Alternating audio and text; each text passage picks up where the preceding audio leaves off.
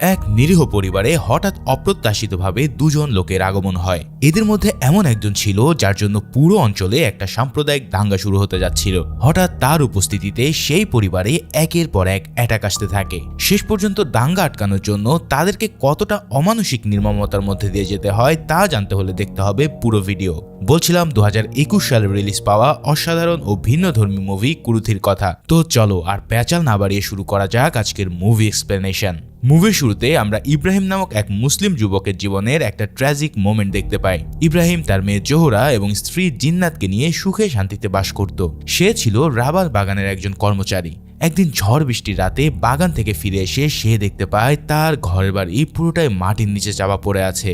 সেদিন রাতে তীব্র বৃষ্টির কারণে ওই এলাকায় বিরাট এক ভূমিধস হয়েছিল, আর এই ভূমিধসের কারণেই সেখানে তার মেয়ে ও স্ত্রীর মর্মান্তিক মৃত্যু হয়। চোখের সামনে সাজানো সংসার এভাবে ওলটপালট হয়ে যাওয়ায় ইব্রাহিমের পুরো পৃথিবীটা যেন থেমে গিয়েছিল। তবে 1 বছরের মাঝেই সে নিজেকে কিছুটা সামলে নেয়। এখন সে তার বাবা মুসা আর ভাই রসুলের সাথে একসাথে থাকে। তার পরিবারের মৃত্যুর পর সে নিয়মিত নামাজ কালামও পড়া শুরু করে। তার ইচ্ছা হলো অতি দ্রুত সে জান্নাতে গিয়ে তার মেয়ে ও স্ত্রীর সাথে মিলিত হবে। যাক, ইব্রাহিম এখনো বিবাহিত না হলেও তার বাড়িতে এমন একজন আছে যে তার বৃদ্ধ বাবার দেখাশোনা করে। সেই মেয়েটার নাম হলো সুমথি। সুমথি একজন ডিভোর্সি হওয়ায় সে অন্যর বাড়িতে কাজ করে তার খরচ চালায়। অন্যদিকে ইব্রাহিমের ভাই রসুলের সাথে তার বাবা মুসার একেবারে ভালো সম্পর্ক না। এর জন্য সে প্রতিদিনই মুসার সাথে ঝগড়া করতে থাকে, কারণ মুসার নেশা এবং বেপরোয়া স্বভাবের জন্য তাদের সংসারে এখন বেহাল অবস্থা। সুমথি তাদের দুজনের ঝগড়া নিয়ে প্রায় হিমশিম খেতে থাকে। এমনই একদিনে রসুল তার বাবার সাথে ঝগড়া করে ঘর থেকে বেরিয়ে যাওয়ার সময় ইব্রাহিম তাকে দেখতে পায়। রসুল তাকে বলে যে সে আহমেদের দোকানে ক্যারাম খেলতে যাচ্ছে। এই ব্যাপারটা ইব্রাহিমের একদম পছন্দ ছিল না, কারণ সেই ক্যারামের আড্ডায় বিভিন্ন ধরনের লোক এসে ক্যারাম খেলতো। যাই হোক, ইব্রাহিম বাড়ি ফেরার পর সুমথিকে তার ভাই প্রেমানানির কথা জিজ্ঞেস করে। ইব্রাহিমের মতন প্রেমানানের স্ত্রীও 1 বছর আগে ভূমিধসে মারা গিয়েছিল। তার শোকে পাগল হয়ে প্রেমানান এখন নিয়মিত নেশা করতে থাকে। এই সবের পরেও কিন্তু সে সুমথির জন্য একটা নতুন পাত্র খোঁজার চেষ্টা করছিল, কিন্তু সুমথিরা নতুন বিয়ে করার কোনো ইচ্ছা নেই। তবে বিয়ে যদি কাউকে করতে হয় সেক্ষেত্রে তার একমাত্র পছন্দের পাত্র হলো ইব্রাহিম। তারা দুজনে 2 ধর্মের হলেও ইব্রাহিমকে সে অনেক পছন্দ করত। এই কথা সে তাকে জানিয়ে বলে যে সে চাইলে সুমথি কাজীর সামনে কালমা পড়ে তাকে বিয়ে করতে রাজি আছে। এছাড়াও বিয়ের পর সে গোপনে পূজা পাঠ করবে যাতে কেউ সত্যটা না জানতে পারে। কিন্তু ইব্রাহিম তাকে না করে দেয়, কারণ এখনো তার স্ত্রী ও সন্তানের কথা সে একেবারে ভুলতে পারেনি। পরের সিনে আমরা ইব্রাহিমকে সেই আহমেদ ভাইয়ের দোকানে চা খেতে দেখি। ওই দোকানটাতে ক্যারামের আড্ডায় করিম নামের একজনের সাথে রসুল সেখানে ক্যারাম খেলছিল। ইব্রাহিমকে দেখতে পেয়ে তারা দুজনেই উঠে সেখান থেকে চলে যায়। এতক্ষণে তারা দুজনে ইরাক এবং আফগানিস্তানের মুসলমানরা কিভাবে জিহাদ করছে সেই ব্যাপারে আলাপ করছিল। অর্থাৎ বোঝা যাচ্ছে যে তাদের মধ্যে জিহাদকে নিয়ে মিসলিডিং করে হয়তো কোনো একটা ঘাপলা ঘটানোর চেষ্টা হচ্ছে। এছাড়াও তাদের এলাকাতে বেশ কিছুদিন আগেই এমন একটা ঘটনা ঘটে যায়। একজন হিন্দু ছেলে এক মুসলিম দোকানদারকে ছুরি মেরে হত্যা করে। ইব্রাহিম চায়ের দোকানে বসে থাকা একজন লোকের কাছ থেকে জানতে পারে যে ওই মুসলিম দোকানের ছেলে একটা সংগঠনের সাথে জড়িত ছিল। সেই ছেলে আবার তার বাবার খুনিকে ছাড়বে না বলে প্রকাশ্যে ঘোষণা দেয়। এদিকে ইব্রাহিমের ভাইও যে এই পথে পা বাড়াচ্ছে সেই ব্যাপারে কিন্তু তার কোনোই ধারণা নেই। করিম নামের ওই লোকটা আসলে নিজেও একজন উগ্রপন্থী, তাই তার প্ররোচনায় রসুলও ধীরে ধীরে উগ্র মানসিকতার দিকে এগিয়ে যাচ্ছিল। এমনকি সে জিহাদ করার নাম করে অন্য ধর্মের লোকের উপরে হামলা করার জন্য রেডি ছিল। তবে করিম তাকে সুযোগের জন্য অপেক্ষা করে থাকতে বলে, কারণ এখন শুধু দেখে যাওয়া ছাড়া আর কোনো উপায় নেই। রসুল এই সমস্ত লোকদের সাথে মেলামেশা করলেও সে তখনও তেমন কিছু করে বসেনি। তাদের সবার লাইফ মোটামুটি ভালোই যাচ্ছিল। তবে একদিন রাতে তাদের সাথে এক আনএক্সপেক্টেড ঘটনা ঘটে যায়। সেদিন রাতে তারা যখন পারিবারিক আলাপ করছিল তখন হঠাৎ বাইরে থেকে কেউ একজন দরজায় টোকা দেয়। দরজা খোলা মাত্রই হাত করা বাঁধা একটা লোককে কেউ যেন ভিতরে ঠেলে দেয়। এরপরে সে ভিতরে ঢুকেই ইব্রাহিম আর রসুলের ফোনগুলো নিজের কাছে নিয়ে ফেলে। তারপর সে একে একেই ঘরের সমস্ত দরজা জানলা বন্ধ করতে থাকে। ঘরের মধ্যে যত ধারালো অস্ত্র ছিল সবগুলো সে এক জায়গায় করে বেঁধে ফেলে। ঘটনাগুলো এত দ্রুত ঘটছিল যে ইব্রাহিমরা কিছুই বুঝতে পারছে না যে তাদের সাথে আসলে কি ঘটছে। তখন সেই লোকটা নিজের পরিচয় দিয়ে জানায় যে তার নাম এসআই সত্তন। তার সাথে যে আসামি রয়েছে তার নাম বিশু। এই ছেলেটাই মূলত সেই মুসলমান দোকানদারকে হত্যা করেছিল। এই ঘটনার পর থেকে পুরো অঞ্চলে একটা সাম্প্রদায়িক দাঙ্গার আশঙ্কা তৈরি হয়েছে। বিশুকে জানে মেরে ফেলার জন্য বেশ কিছু মুসলিম গোষ্ঠী হন্যে হয়ে বেড়াচ্ছে। তাই তাকে এখানে নিয়ে আসার পথেও সত্যনের টিমের উপরে এমন একটা হামলা হয়েছিল, যার ফলে সে বিশুকে নিয়ে বাঁচিয়ে আসতে পারলেও বাকি পুলিশরা এদিক ওদিক বিচ্ছিন্ন হয়ে গেছে। সে তার কলিগদের ফোন করে জানতে পারে যে তারা সবাই কেচালান নামের একটা জায়গাতে আবারও একত্রিত হবে। ইব্রাহিম তাকে জানায় যে কেচালান এখান থেকে প্রায় 3 ঘন্টার রাস্তা, তাও আবার সেখানে যেতে হবে বনের মধ্যে দিয়ে। তখন সত্যন তাকে বলে যে যেহেতু আজ রাত্রে এখান থেকে বের হওয়া সম্ভব নয়, তাই সে এখানে বিশু সহই থেকে যাবে। তবে সেই পর্যন্ত সবার বাইরে যাওয়া নিষেধ এবং তাদের ফোনগুলো তার কাছেই থাকবে। তখন রসুল হঠাৎ জিজ্ঞেস করে বসে যে এই কি সেই লোক যে ওই মুসলিম দোকানদারকে হত্যা করেছে? এই কথা শুনে সত্যন তাকে চুপ করিয়ে দেয়, কারণ এমনিতে আশেপাশের পরিবেশ পুরোটা দাঙ্গাময়। যদি কেউ জানতে পারে যে তারা এখানে আছে তাহলে এখানেও তারা হামলা করে বসবে। বিশু তখন বলে ওঠে যে হ্যাঁ, আমি সেই লোক যে ওই দোকানদারকে উপরে পাঠিয়েছি। দরকার হলে এই কাজ আমি আবারও করব। মানে খুনের পরেও তার মনে বিন্দু মাত্র অপরাধ বোধ নেই। সত্যন তখন তাকে প্রচন্ড এক ধমক দিয়ে চুপ করিয়ে দেয়। এরপর সে জিজ্ঞেস করে যে আশেপাশে আর কোথাও ঘর আছে কিনা। এটা শুনে ইব্রাহিম যখন বলে যে এখান থেকে কিছুটা দূরে পাহাড়ের নিচে একটা হিন্দু ঘর আছে, তখন সত্যন কিছুটা নিশ্চিত হয়, কারণ মুসলমান ঘর থাকলে অ্যাটাক হওয়ার সম্ভাবনা আরো বেশি বেড়ে যেত। যাই হোক, কিছুক্ষণ পর তাদের দরজায় আবারও টোকা পড়ে। তবে এবার বাইরে থেকে শোনা যায় সুমতির কণ্ঠ।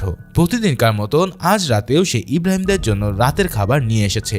ইব্রাহিম দরজা খুলে তাকে ভিতরে ঢুকতে দিলে সত্যন আবারও দরজা বন্ধ করে দেয়। কিছুক্ষণ পর সবাই খেতে বসলে সেই ফাঁকে ইব্রাহিম সুমতিকে ব্যাপারটা বুঝিয়ে দেয়। বেচারা সুমতি হুদায় এই গভীর রাতে এই একটা ঝামেলায় আটকে যায়। এদিকে খাওয়ার সময় বিশুকে গরুর মাংস খেতে দেখে রসুল তাকে জিজ্ঞেস করে যে তুমি তো গরুর মাংস খাও, তাহলে মুসলমানদের সাথে তোমার কি সমস্যা? ওই বৃদ্ধ দোকানদারকে তুমি কেন মেরে ফেললে? বিশু তখন খুব তাচ্ছিল্যের সাথে জবাব দেয় যে মুসলমানরা এই দেশে কেবলই মাইনরিটি সেজে থাকা নাটক করে। ওই লোকটাকে তারা দোকান বন্ধ করতে বলেছিল, কিন্তু সে একটা ঝগড়া লাগানোর মতন পরিস্থিতি তৈরি করে। তবে সময় মতন সত্যন ধমক দিয়ে দুজনকে চুপ করিয়ে দেয়। এরপর খাওয়া শেষে সত্যন ঘরের থেকে পাওয়া মুসার রাইফেলটা নিয়ে নাড়াচাড়া করতে থাকে। এই রাইফেলটা দিয়ে সে কি করতো এটাও মুসাকে সে জিজ্ঞেস করে। তখন মুসা কোনো দ্বিধা না করেই জবাব দেয় যে সে একসময় চন্দন কাঠের স্মাগলার ছিল, আর এর জন্যই সে এই রাইফেল দিয়ে অনেক লোককে উপরে পাঠিয়েছে। মানে এর যেন পুষ্পারই কোনো জুনিয়র ভার্সন।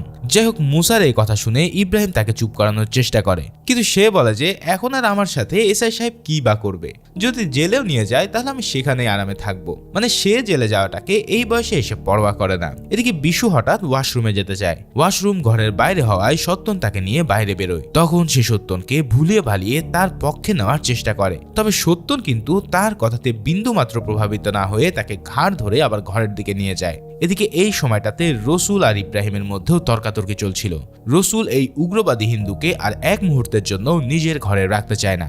এমনিতেও তার মধ্যেও এক উগ্রবাদিতা চলছিল, যার কারণে বিশুকে দেখে এখন তার মাথায় পুরোই খুন চেপে বসেছে। তবে তাদের ঝগড়ার মাঝে মুসা সাফ জানিয়ে দেয় যে সত্যন আর বিশু আজ রাতে এই ঘরেই থাকবে। এর কিছুক্ষণ পর তারা সবাই যখন ধীরে ধীরে ঘুমে টলছিল, ঠিক তখনই আবারও কেউ একজন দরজায় টোকা দেয়।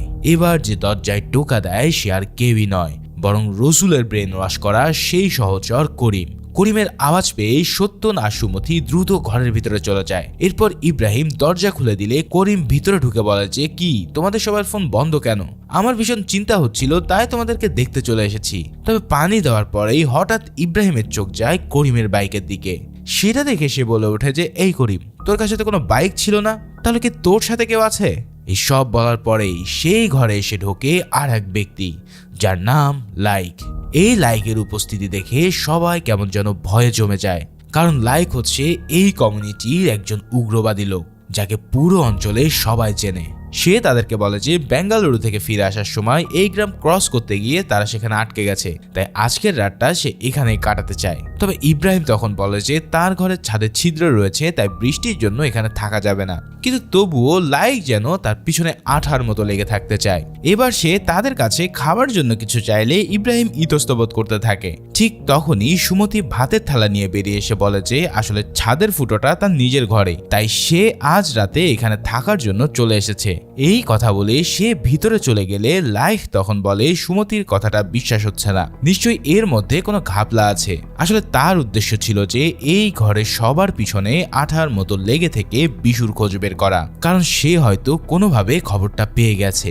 সে সবাইকে তার প্যারিসে থাকাকালীন সময়ের কথা বলে। সেখানকার এক লোককে মেরে সে চোয়াল ফাটিয়ে দিয়েছিল, কারণ সেই ব্যক্তি হযরত মুহাম্মদ সাল্লাল্লাহু আলাইহি সাল্লামের নামে একটা ব্যঙ্গচিত্র এঁকেছিল। কয়েক মাস জেলে থাকার পর এক মহিলা এসে তাকে জানায় যে সে আর এই দেশে থাকতে পারবে না। সুমতিকে দেখে তার সেই মহিলার কথাই মনে পড়ছে।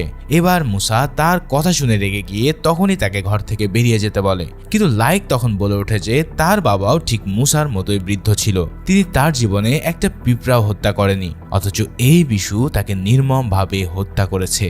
অর্থাৎ ঠিক এই পয়েন্টে এসে আমরা জানতে পারি যে লাইকি আসলে সে মুসলিম দোকানের ছেলে। মানে বিশু একেবারে জেনে শুনে জমের দুয়ারে পা দিয়েছে।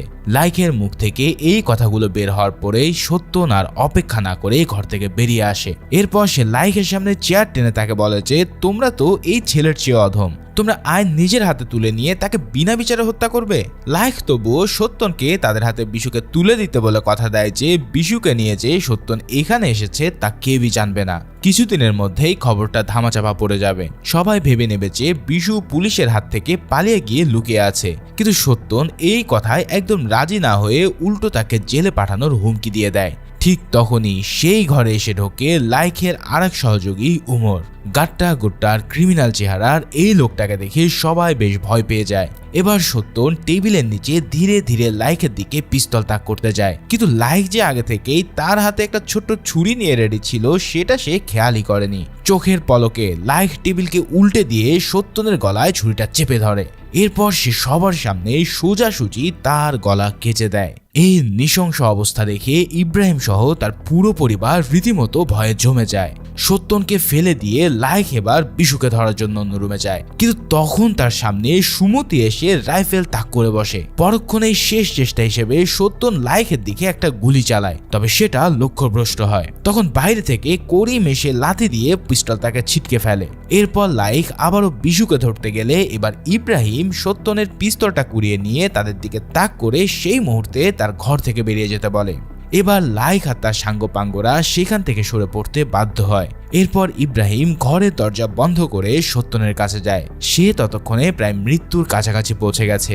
মারা যাওয়ার আগে সে ইব্রাহিমকে কোরআনের উপর হাত রেখে শপথ করায় যে ইব্রাহিম যেন কোনোভাবে পুলিশ ছাড়া আর কারোর হাতে বিশুকে তুলে না দেয়, কারণ আগুন একবার জ্বলে গেলে সাম্প্রদায়িক দাঙ্গা চারিদিকে দাবানলের মতো ছড়িয়ে পড়বে। ইব্রাহিমও তার কথা মতন কোরআনের উপরে হাত রেখে শপথ নেয়, আর এরই কিছুক্ষণের মধ্যে সত্যন সেখানে মারা যায়। সত্যনের মৃত্যুর পর ইব্রাহিম বিশুর হাত কড়া খুলে দিতে যায়, কারণ এমনিতেও এখন আর তার হাতে পালাবার অপশন নেই, কেননা বাইরে তার জন্য ক্ষুধার্ত বাঘের মতো অপেক্ষা করছিল লাইক এবং তার দলবল। কিন্তু ইব্রাহিম বিশুর হাত খুলে দিতে যাওয়া মাত্রই বাইরে থেকে লাইক এসে প্রচন্ড জোরে দেওয়ালের উপরে কুড়াল চালাতে থাকে। ভয়ের চোটে ইব্রাহিম আর কিছু চিন্তা না করে সেদিকে গুলি চালিয়ে দেয়। যদিও এই গুলিটাও লক্ষ্যভ্রষ্ট হয়, তবে তখনকার মতন লাইকও কেমন যেন থেমে যায়। এরপর করিম আর লাইক মিলে অনেক বুঝিয়ে সুঝিয়ে তাদেরকে রাজি করার চেষ্টা করে। এমনকি লাইক হাদিসের বাণী শুনিয়েও ফুসলানোর জন্য চেষ্টা করলে ইব্রাহিম তার কথায় অনড় থাকে। তখন লাইক হুমকি দেয় যে বিশুকে হাত করার জন্য প্রয়োজনে সে ইব্রাহিমের পুরো পরিবারকেও শেষ করে দেবে। এই হুমকি পাওয়ার পর ইব্রাহিম নিজেকেই প্রশ্ন করে যে সে কেন একটা খুনির জন্য পুরো পরিবারের জীবন বাজি রাখছে।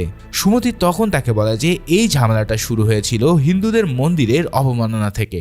যদি মসজিদকে কেউ একজন এভাবে অবমাননা করত তাহলে রসুল হয়তো সেম কাজ করে বসতো, কারণ সে আর বিশু প্রায় একই বয়সের।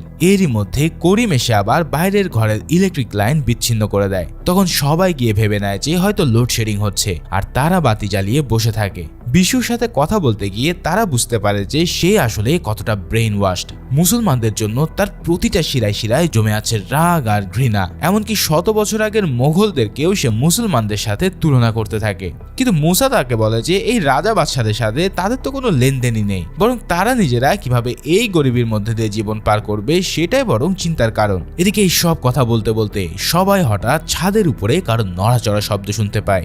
লাইকের অ্যাসিস্ট্যান্ট উমর ছাদ থেকে ইট সরিয়ে ঘরের ভিতরে ঢোকার চেষ্টা করতে করতে শেষমেশ ভিতরের একটা ঘরে ঢুকে পড়ে। এদিকে ইব্রাহিম ব্যাপারটা টের পাওয়া মাত্রই তার ঘর থেকে 2টো তেলের বোতল এবং ম্যাচেস নিয়ে ছাদে চলে যায়। উমর অন্য রুমে ঢুকতে সক্ষম হলেও সে রুমে রুমের দরজা ভেঙে বিশু যে রুমে আছে সেখানে ঢোকার চেষ্টা করে। তখন সুমতি তার হাতের পিস্তল নিয়ে গুলি চালিয়ে দেওয়ার হুমকি দিলে সে যেদিক দিয়ে নেমেছিল ঠিক সেদিক দিয়েই আবারও উপর উঠতে যায়। কিন্তু এবার সেখানে তার জম হয়ে বসেছিল ইব্রাহিম। তার হাতে থাকা তেলের বোতল দিয়ে সে তাকে মেরে নিচে ফেলে দেয়। দারুণ এক টেকনিকের সাহায্যে সে ছোটখাটো একটা বিস্ফোরণ ঘটাতেও সক্ষম হয়, যাতে উমরের মুখ পুরোপুরি জ্বলে যায়। কিন্তু ছাদের উপরে যে কোন সময় লাইকও চড়ে বসেছিল সেটা ইব্রাহিম খেয়াল করেনি। এবার লাইক এসে তাকে অ্যাটাক করলে সে তার প্রতিরোধ করার চেষ্টা করে, কিন্তু লাইক তার হাতে ছুরি বসিয়ে দিয়ে ভয়ানকভাবে কেটে দেয়। ইব্রাহিমের পুরো হাত রক্তাক্ত হয়ে গিয়ে সে আর্তনাদ করতে থাকে।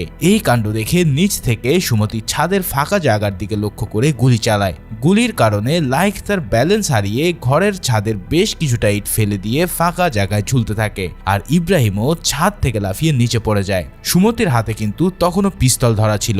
বিশু সহ বাকি সবাই তাকে বারবার গুলি চালাতে বললেও সে ট্রিগার টানতে পারছিল না। এই সুযোগে ইব্রাহিম আবারও ঘরে ঢুকে ভিতর থেকে দরজা বন্ধ করে দেয়। তার পুরো হাতটায় ছিল ভয়ানক রকম ক্ষতবিক্ষত। সুমতি গুলি চালাতে না পারায় সেই সুযোগে লাইক ফাঁকা জায়গা দিয়ে ছাদের উপর উঠে সেখান থেকে সরে যায়। এবার ইব্রাহিমের বাবা মুসা আবারও বিশুর সাথে কথা বলতে থাকে, আর এই সময়টাতে লাইক আর করিম তাদের জন্য আগুনের মশাল তৈরি করছিল। এবার তারা সেই মশালটা ঘরের ভিতরে ফেলে দিয়ে হুমকি দেয় যে যদি ইব্রাহিম বিশুকে তাদের হাতে তুলে না দেয় তাহলে তারা পুরো পরিবারকে জীবন্ত পুড়িয়ে মারবে।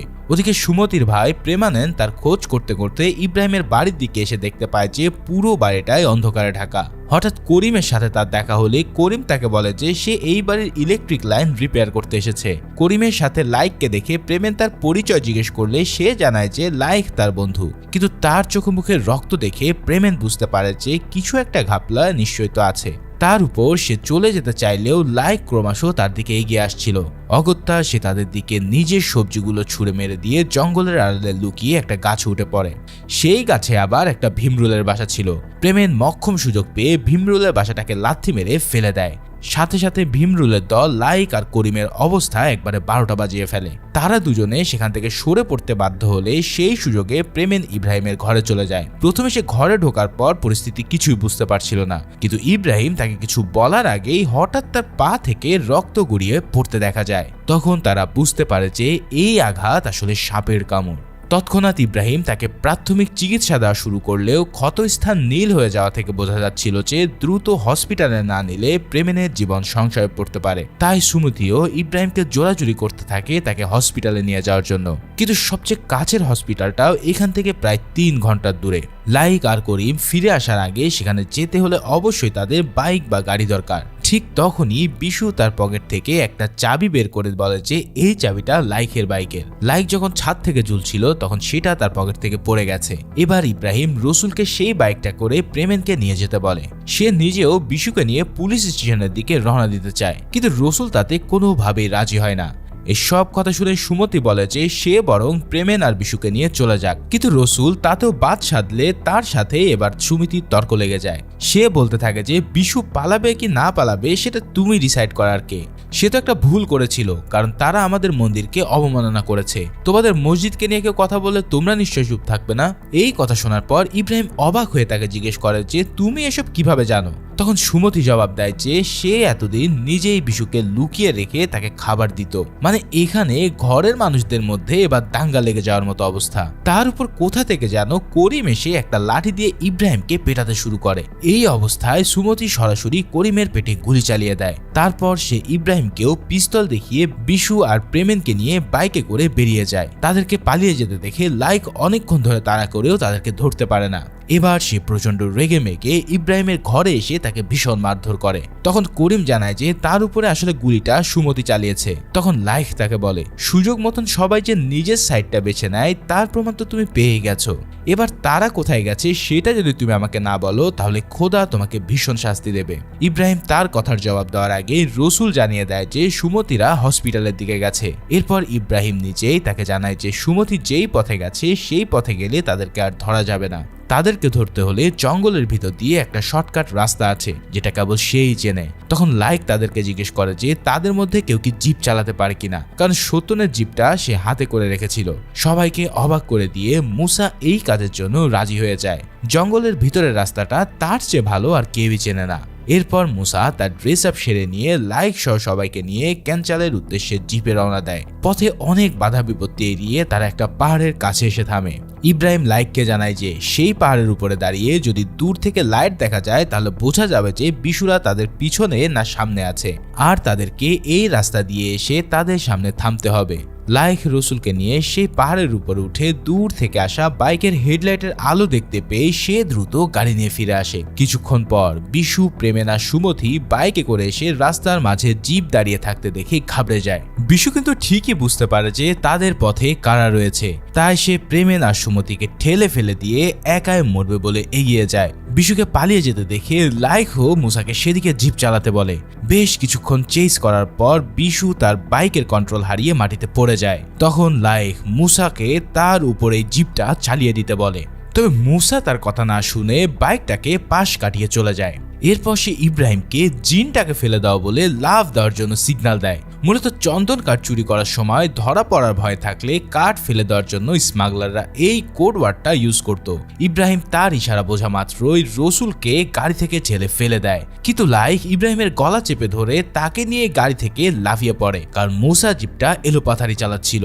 শেষ পর্যন্ত একটা গাছে গিয়ে জিপ ধাক্কা খেয়ে উমর আর করিম সেখানেই মারা যায়, আর মুসাও বেশ খারাপভাবে আহত হয়। ইব্রাহিম তাকে দেখতে গেলে বিশুও সেখানে এসে পড়ে। এবার সে বিশুর দুহাত রশি দিয়ে বেঁধে ফেলে, কিন্তু আবারও সে মুসাকে গাড়ি থেকে বের করতে গেলে এই ফাঁকে বিশুর হাত বাঁধা অবস্থায় ছুট দেয়। ইব্রাহিমও তার পিছু নিলে কিছু দূর দৌড়ানোর পর তারা দুজনেই রাস্তায় থেমে যায়, কারণ রাস্তার মাঝখানে দাঁড়িয়েছিল সুমথি, যার গলায় রসুল একটা স্ক্রু ড্রাইভার তাক করে রেখেছিল।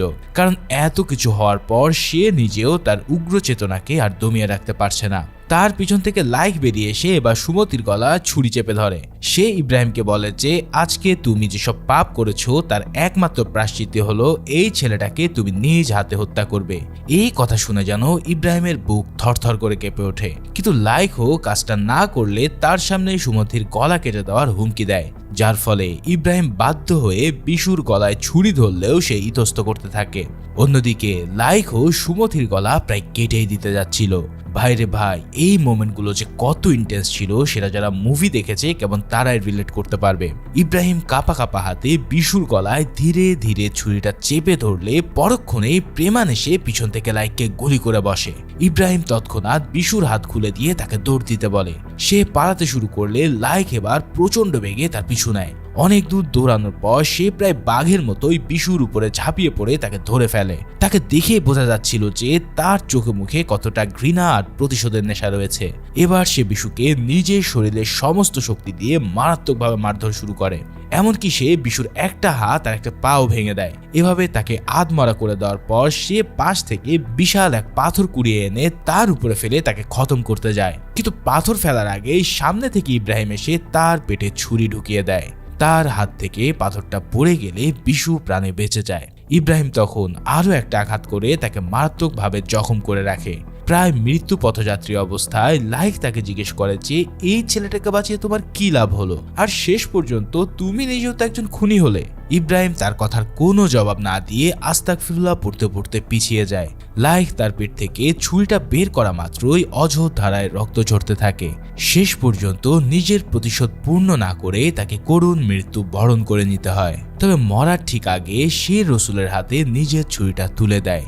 লাইক মারা যাওয়ার পর ইব্রাহিম, মুসা, সুমতি আর প্রেমানন্দকে নিয়ে একটা ঝর্ণার ধারে বসে। প্রায় অর্ধমৃত্যু অবস্থায় থাকা বিশুকে এবার ইব্রাহিম পালিয়ে যেতে দেয়, কারণ এখন যদি সে কারোর হাতে মারা যায় তাহলে সাম্প্রতিক দাঙ্গার দাবানল দাও দাও করে জ্বলে উঠবে, আর এই দাবানলটা আটকানোর জন্যই তাকে নিজ হাতে লাইককে খুন করতে হয়েছে। তবে তারা সবাই জানে যে এই দাবানল কখনো শেষ হওয়ার নয়, বরং বিভিন্ন ধর্মীয় গোষ্ঠীর মধ্যে এই বিভেদ আর সংঘাত আজীবনই লেগে থাকবে, আর একদিন তার চূড়ান্ত ফলাফল তারা সবাই দেখবে। রসুলের হাতে লাইকের ছুরি তুলে দেওয়াটা এই উগ্রতা চলমান থাকারই একটা লক্ষণ। মুভির একদম শেষ সিনে আমরা রসুলকে সেই ছুরি হাতে বিশুর মুখোমুখি হতে দেখি। যদিও এরপরে কি ঘটে তা আমাদেরকে আর দেখানো হয় না, তবে ধারণা করা যায় যে ইব্রাহিমের অনেক চেষ্টা সত্ত্বেও শেষমেশ রসুল হয়তো বিশুকে শেষ করে দিয়েছে। এখান থেকে আমরা বুঝতে পারি যে লাইক কিংবা বিশুর মতন লোকেরা চলে গেলেও জেনারেশন থেকে জেনারেশন এই ঘৃণা আর উগ্রতা ছড়াতেই থাকবে, যদি না মানুষ একে অপরের প্রতি শ্রদ্ধাশীল এবং সহনশীল হয়। এই মুভির শুরু থেকে শেষ পর্যন্ত আমাদেরকে এই মেসেজটা দেওয়ারই চেষ্টা করা হয়েছে। এভাবেই এই ট্র্যাজিক এন্ডিং এর মধ্যে দিয়ে মুভিটা শেষ হয়ে গেলেও আমরা মেসেজটা ঠিকই বুঝতে পেরেছি। তো হিংসা নয়, বরং মিলেমিশে পাশে থাকাটাই আমাদের সমাজে শান্তি বয়ে নিয়ে আসবে। ভিডিওটা ভালো লেগে থাকলে অবশ্যই একটা লাইক করতে ভুলো না, আর সেই সাথে নতুন ভিডিওগুলো পাওয়ার জন্য চ্যানেলটা সাবস্ক্রাইব করে রেখো। দেখা হচ্ছে পরের কোনো ভিডিওতে, সেই পর্যন্ত আল্লাহ হাফেজ।